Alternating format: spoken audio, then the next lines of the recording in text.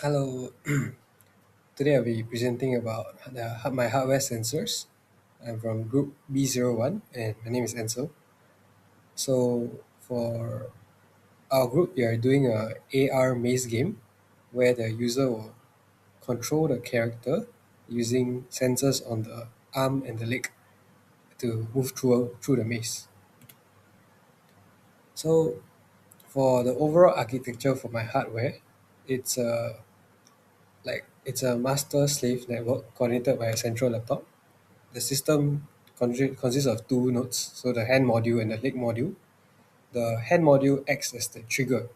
So when the hand module detects motion, it will alert the laptop over wirelessly, and the laptop will command the leg module to wake up and start recording the motion values as well. Okay, so for my so how the loop works is the MPU, so the IMUs sensors will read physical movement, and then the is ESP32 will take in the data and send over to the laptop when a gesture is started, and then when its gesture starts then stops.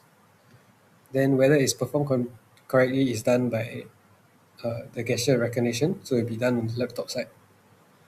So and then for actuators, I have on the hand module I have a RGB LED which will uh, and which will give green for successful gesture and red for unsuccessful gesture for the hand, because it's easier for the user to see like a LED on the hand rather than the LED on the leg. So and then for both the hand module and the leg module is a ERM motor, so it will provide some kind of like vibration. So there will be no vibration when the gesture is recognized, but if it's like a bad gesture, the motor will vibrate to um, to show the user that it's like they did the wrong thing. Okay, so and since so the MPU interacts with the fire beater using I2C, and then the LED is I use the GPIO pins from the fire beetle to activate. And then for the ERM motor, I use a MOSFET and the GPIO pins with an external battery to to activate the motor, because it requires a greater current draw than what the GPIO pin on the fire beetle can provide. And I pull for the MPU for the IMU's data at 200 hertz. Yeah, 200 hertz. Because for a game, I think about this there will be like a 5 millisecond um, delay, which I think is acceptable. Then it reduces the hardware latency, and yeah, and it also gives enough data points for gesture recognition. Okay, next. So these are what my wearables look like. So on the left, I have my leg module. So I use Velcro straps to and a small breadboard to connect to hold everything in place. So there's a battery strap behind, and the I use yeah, and then the fire beetle acts as the brain, and then it uses Wi-Fi to send over the data. Okay. And then on the right is my hand module. As you can see, that's where is the LED is. You can see the LED. So the red is when the wrong gesture is given. Yeah, and yeah, okay. Okay, so this is the circuit design for the ERM motor. So I tried. So as I previously said, the current draw of the ERM motor much greater much greater than what the GPIO pins can provide.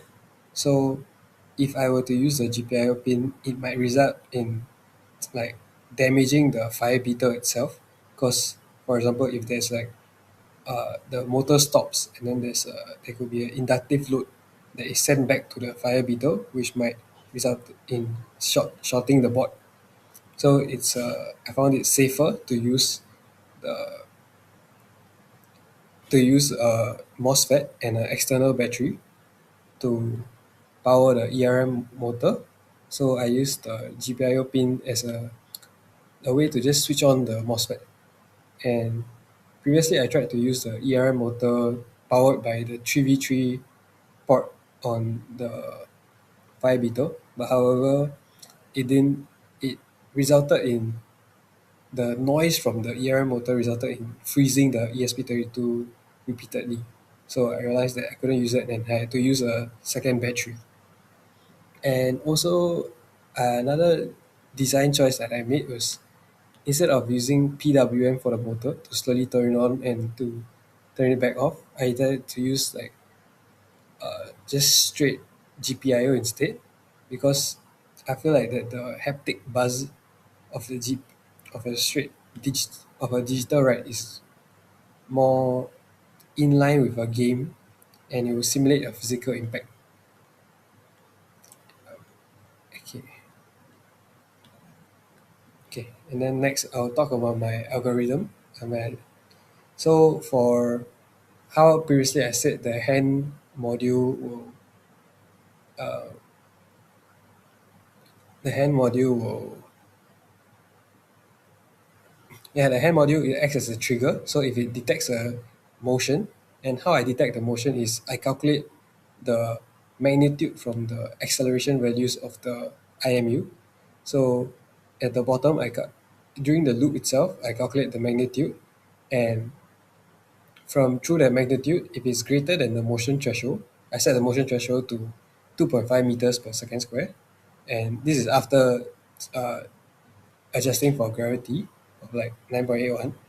And if it's greater than 2.5, then I take it as the player is moving, and then I use that to transit the state of the the state of motion from idle to recording. So it will record the values, and then once it stopped moving, so it's like for about zero point 0.5 seconds of the player not moving, once stop moving, it will send the data over, and once it gets the once the laptop gets the data, and however the whatever the gesture recognition does, so for my group itself it will be like a hardware AI part, it will send back whether it's a good like recognized gesture or not, and depending on if it's recognized there will be a green LED and no vibration, and if it's not recognized there will be a red LED and there will be vibration to indicate to the player that that is the wrong gesture. Okay.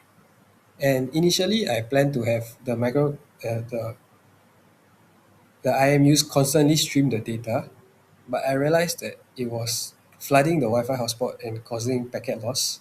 So I changed to this event-driven model instead to calculate. So I calculate the threshold locally and then only stream data when there's an active gesture. And I feel like it uses less of the bandwidth too. That will be all for my presentation. Thank you.